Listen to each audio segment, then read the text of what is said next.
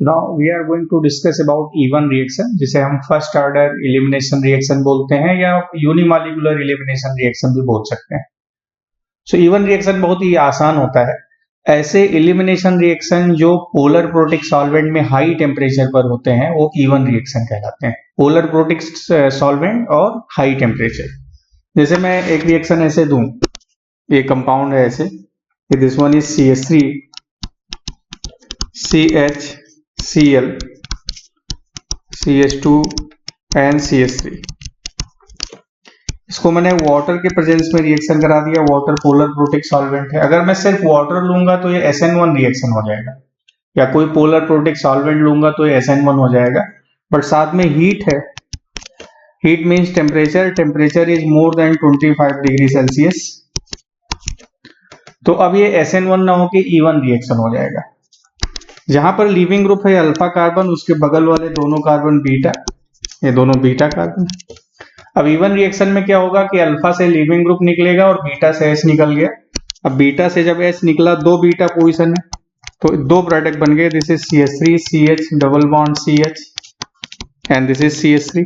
अगर इस बीटा से H निकला, और अगर दूसरे वाले इस बीटा से H निकला तो दूसरा प्रोडक्ट जो बना, this is CH2 double bond CH and CH2 CH3। ये दो प्रोडक्ट बन गए। अब इन दो प्रोडक्ट में ये वाला जो पहला वाला प्रोडक्ट है, this is known as Saytzeff alkene, this is Saytzeff alkene. और जो दूसरा वाला ये वाला है, this is known as Hofmann alkene. तो एक सेटजेफ बना और एक हॉफमैन बना। सेटजेफ एल्कीन वो एल्कीन जो मोर सब्स्टिट्यूटेड हो। आप देखिए कि इस एल्कीन पर दो ग्रुप जुड़े हैं, ये जुड़ा है और एक ये जुड़ा हुआ, और इधर वाले एल्कीन पर सिर्फ एक ग्रुप जुड़ा हुआ है, ये।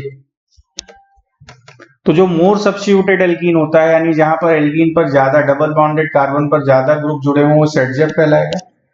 और जिसमें डबल बॉन्डेड कार्बन पर कम ग्रुप जुड़े हों, हॉफमैन कहलाएगा। अब जो सेटजेफ एल्कीन होता है वो मेजर प्रोडक्ट होता है, और जो हॉफमैन है वो माइनर प्रोडक्ट होता है। मोर सब्स्टिट्यूटेड एल्कीन में हाइपर कॉन्जुगेशन ज्यादा होगा तो उसकी स्टेबिलिटी ज्यादा होगी। तो इवन रिएक्शन में दो एल्कीन बनेंगे, सेटजेफ और हॉफमैन, और उसमें भी जो सेटजेफ एल्कीन होगा वो मेजर प्रोडक्ट होगा, क्योंकि alkenes are hyper stabilised by hyperconjugation, और मोर सब्स्टिट्यूटेड एल्कीन में हाइपर कॉन्जुगेशन ज्यादा होता है। नाउ अभी इस रिएक्शन की मैकेनिज्म डिस्कस करें कि भाई कैसे हो गया है reaction, mechanism of the reaction. इस कंपाउंड को मैं ऐसे लिख सकता था, इस तरीके से। पोलर प्रोटिक सॉल्वेंट एक वाटर के प्रेजेंस में पहला स्टेप स्लो स्टेप होगा, जिसमें कार्बोकैटायन बन गया ऐसे, Cl निकला, कैटायन बन गया इस तरीके से। अब बगल के कार्बन पर यहां भी हाइड्रोजन मौजूद है और यहां भी हाइड्रोजन मौजूद है। हाई टेम्परेचर पर वाटर बेस का काम करने लगता है। हाई टेम्परेचर पर बॉन्ड ब्रेकिंग फास्ट होगी, तो अब यहां पर SN1 ना होके इवन रिएक्शन होने लगेगा। ये H2O, O पर दो लोन पे, O का लोन पे जाके H पर अटैक कर दिया, ये रूट A है। तो रूट A से जो प्रोडक्ट बना वो ऐसे बन गया, H प्लस निकला, इस बॉन्ड के इलेक्ट्रॉन इधर आ गए। Now you will find product like this, साथ में H3O प्लस बन गया। और अगर ये इधर से अटैक कर दे रूट B से, तो H निकला, H प्लस में इस बॉन्ड के इलेक्ट्रॉन इधर आ गए, तो इसका प्रोडक्ट ऐसे बन गया इस तरीके से। नाउ ये हॉफमैन है और ये सेटजेफ है, सेटजेफ मेजर हो गया। सो ये पहला स्टेप कार्बोकैटायन का बनना ही है। उसके बाद जो सेकंड स्टेप है, SN1 में क्या होता था कि कार्बोकैटायन पर सॉल्वेंट का नेगेटिव पार्ट अटैक करता था। यहाँ हाई टेम्परेचर पर जब कैटायन बन जाएगा तो बगल वाले कार्बन से, बीटा कार्बन से H निकल जाएगा, क्योंकि हाई टेम्परेचर पर बॉन्ड ब्रेकिंग फास्ट हो जाएगी, तो एल्कीन एज ए प्रोडक्ट मिल जाएगा। अब इसके हमें अब आप देखें कि ये पहला स्टेप ही स्लो स्टेप है, तो जो रेट ऑफ रिएक्शन है, this is directly proportional to concentration of substrate only. So ये रिएक्शन यूनिमॉलिक्यूलर है और फर्स्ट ऑर्डर रिएक्शन भी होता है। अब अगर आपको एक कंपाउंड ऐसे दे दिया जाए,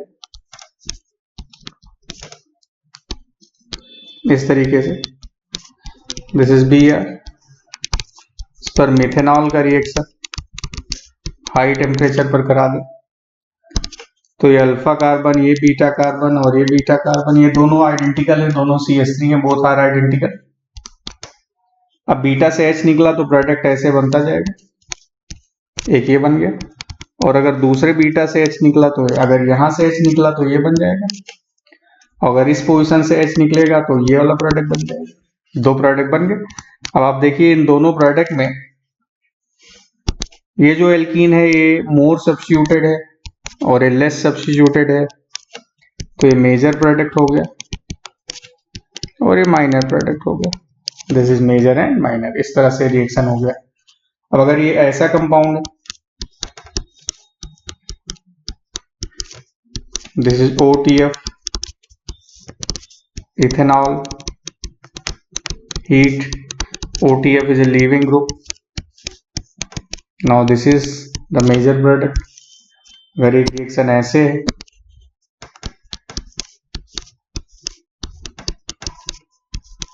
दिस इज आयोडीन, इस पर अमोनिया का रिएक्शन हीट के प्रेजेंस में, ये अल्फा, ये beta, this is beta and this is beta, 3 different beta position. अब इस बीटा पोजीशन पर भी H है, आप देखें अगर यहां से H निकल गया तो इसका प्रोडक्ट ऐसे बन गया। इस बीटा पोजीशन पर भी H है, इस वाले बीटा पोजीशन पर अगर यहां से H निकला तो इसका प्रोडक्ट ऐसे बन गया। अगर इस बीटा से H निकला तो एक प्रोडक्ट ऐसे बना।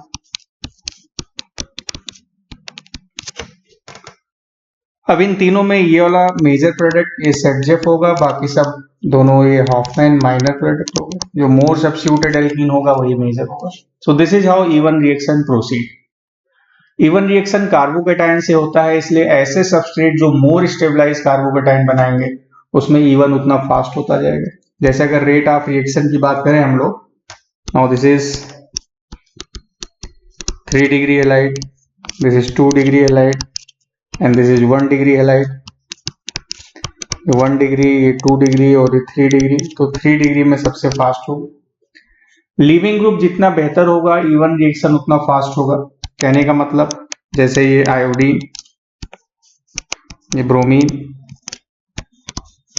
ये क्लोरीन और ये फ्लोरीन, तो आयोडीन से इवन रिएक्शन बहुत ही फास्ट होगा, F से तो इवन रिएक्शन होगा नहीं क्योंकि ये बहुत ही पुअर लीविंग ग्रुप है। अब इवन रिएक्शन में आपने देखा कि कार्बोकेटायन बनता है, इसलिए इवन रिएक्शन में रीअरेंजमेंट और रिंग एक्सपेंशन भी हो सकता है। रीअरेंजमेंट का केस जैसे मैं आपको बताता हूं। सपोज जैसे आपको ये कंपाउंड दे दिया गया, दिस इज Cl, वाटर के प्रेजेंस में और हीट, तो हमें समझ में आ गया कि पोलर प्रोटिक सॉल्वेंट और हीट है तो ये इवन रिएक्शन होगा। तो सबसे पहले हम इसमें कार्बोकेटायन बनाएंगे। पहले जो Cl माइनस निकल गया,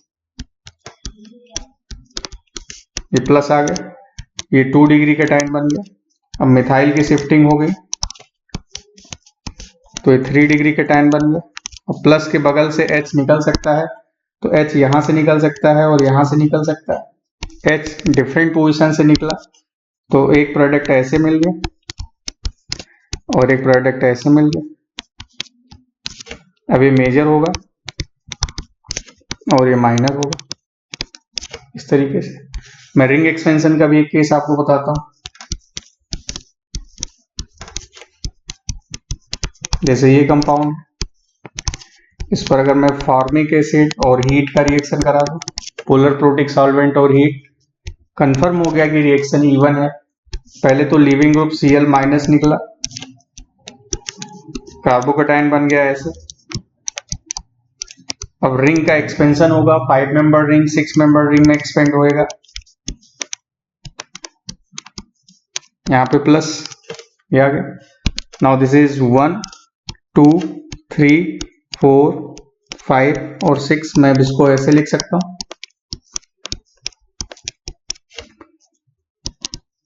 दिस इज 1 2 3 4 5 6, 2 पर मिथाइल आ गया।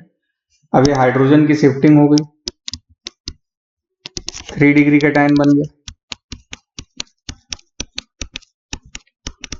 ऐसे। अब प्लस के बगल वाले कार्बन से H निकल जाएगा,